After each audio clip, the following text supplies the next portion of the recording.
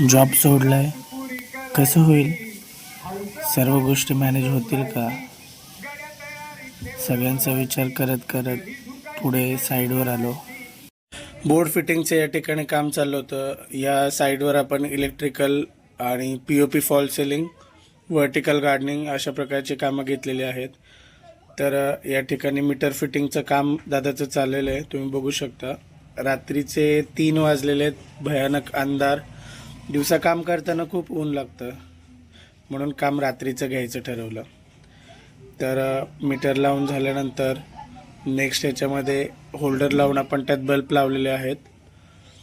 तर सर्व फिटिंग आपण जे आहे ती आतून केलेली आहे, वायरी कुठेच दिसत नाही आहेत. या ठिकाणी आपण कनेक्शन करून लाईटी चेक केल्यात.